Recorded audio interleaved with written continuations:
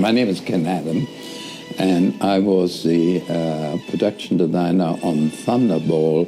What you're seeing now is some location scouting footage I took at a place called Chateau d'Annay in France, which we were going to use for, I think, the pre-credit title sequence. A very beautiful castle. And now we are location scouting in the Bahamas, and that's Harry Saltzman there. And I think it's the back of Terence Young, and there is Ted Moore and Gus Augusti. Ted Moore was a cameraman. Gus Augusti was the first assistant, and David Middlemas, who was the production manager. And here we've got Ted Moore balancing on the retaining wall.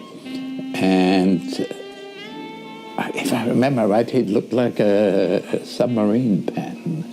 Dick Maybaum, was the most relaxed character. And Dick was always took part. He was very much part of the unit. Also, I think, helped him to come up with new scenes and create them, because he was so much part of us,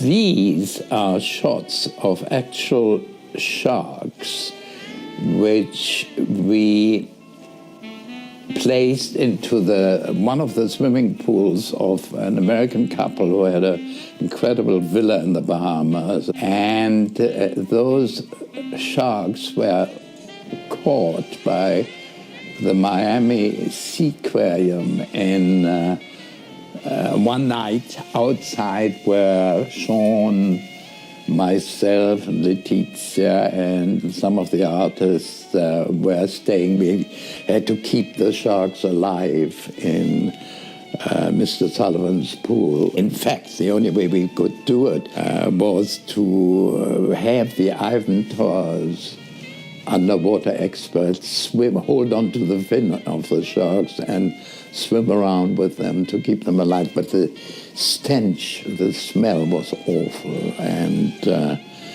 also it was quite dangerous in a way, because I remember the Sullivans used to have several gin and tonics at night time, and I was worried that if somebody fell into the pool, who was responsible? Now I went to God knows where. It was on the East Coast to film one of the first American hydrofoils called the Denison, which traveled at about 60 knots on the Atlantic and was powered by aircraft jet engines. And I thought I might use it for the Disco Volante, but it was too experimental, too noisy, and I then decided against it, but I filmed it going out to sea and then was on it myself.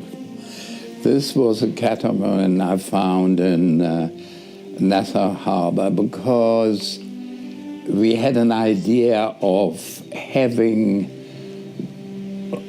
one of the speedboats disappear under the catamaran, and it had to be the right size. So I was very fortunate, and I think, I'm not sure now, but I think we used it in the sequence. And this, we're coming to, I decided that it would be better to build part of the Vulcan bomber full size in the Bahamas. And so we built actually a replica. You see the nose section and undercarriage in fiberglass with my construction team, which I brought over from England at Pinewood, on a barge outside Paradise Island. And here you find the catamaran section of the Disco Volante, which I had designed. And I think here you find the first time the two sections are joined together. So it was a very exciting moment for me that will it all work? And fortunately, as so often with the more complicated design, it worked all right. And here I filmed the hydrofoil, which Harry Saltzman and I had bought in Puerto Rico for, I think, $10,000. This was the camera unit on a speedboat. I think the design challenges in Nassau were more ships. I mean, the Disco Volante, the underwater, for the first time, I had to use bottles and swim underwater.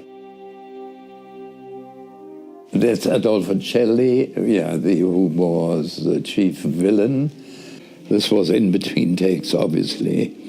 Sean loved to clown for me, and I sneaked those shots of Sean and Claudine Auger, which were shot while the main unit was shooting at Coral Harbor. There's Terence Young discussing with Claudine. There's a camera unit. The location shooting of Thunderball was a lot of fun. And because it's a certain atmosphere that was created, and I must say Terence was great at creating the right sort of atmosphere. He was very friendly with Sean, and Sean was extremely relaxed, and he was at his most relaxed when Terence directed him. I credit Terence with really creating Sean as Bond. It was quite easy for Terence to teach Sean all the things that he felt James Bond ought to be. And they had a great relationship, and that reflected on the whole crew, you know. Gus Augusti was one of the most experienced first directors and very popular. David Middleman, the production manager, was liked by everybody. I had a very good art department crew out there and construction department from Pinewood. Cubby was at its most relaxed.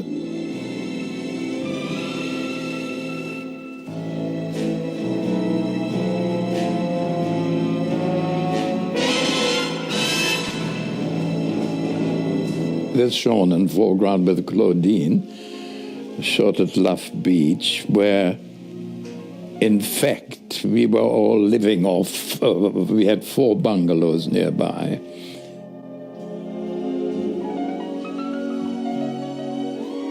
And this must be, that's Gus Augusti on Paradise Beach. These were 2 pontoons which we had to build to shoot the sequence of the Disco Volante. And in the background here is a wonderful schooner called the Black Pearl, which belonged to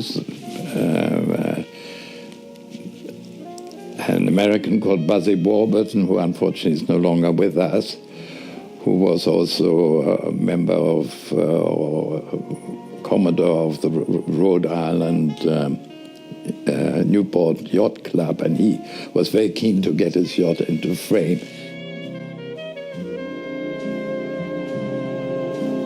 And these are people, I think, having a swim or trying to organize something with the camera pontoons. And I was quite nervous at the time because it was filming the Disco Volante, and I was hoping that everything would work all right.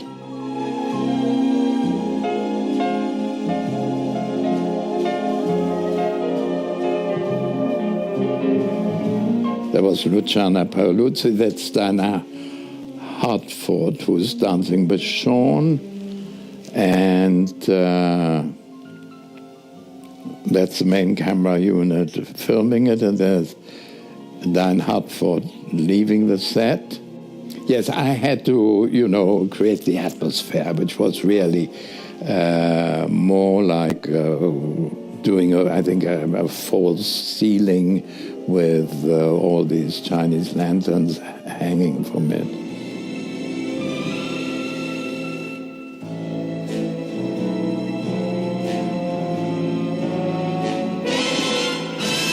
And here we are back now on the Disco Volante with the first unit shooting from these pontoons.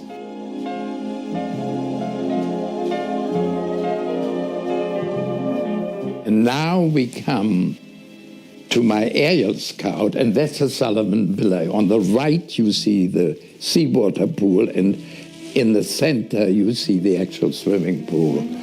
And after scouting the whole of Nassau, of the Bahamas, of Nassau, by air, I found this villa. Oh yeah, now this is Letizia, my wife. This is Luciana Paoluzzi and her mother on Love Beach, where we were all staying. We knew Anita Ekberg, who was staying in one of the bungalows, Letizia and Fogart, and my brother, late brother Peter, who was 7 years older, who visited me in the Bahamas. And Letizia, my wife, was Italian, and Anita were great friends. And so she spent a lot of time in her spare time, because we were having fun. And we were all water people. I mean, Cubby liked boats, Peter Merton, my art director, loved boats, I loved boats, Peter Lamont loved boats. So we spent more time in the water and didn't go to bed until the early hours of the morning. And it was one of those things that I learned from a famous American director who taught me a great deal much earlier, Bob Aldrich, who said, you've got to be professional on films, but you also have to have laughs. And on Thunderball, we had a lot of laughs.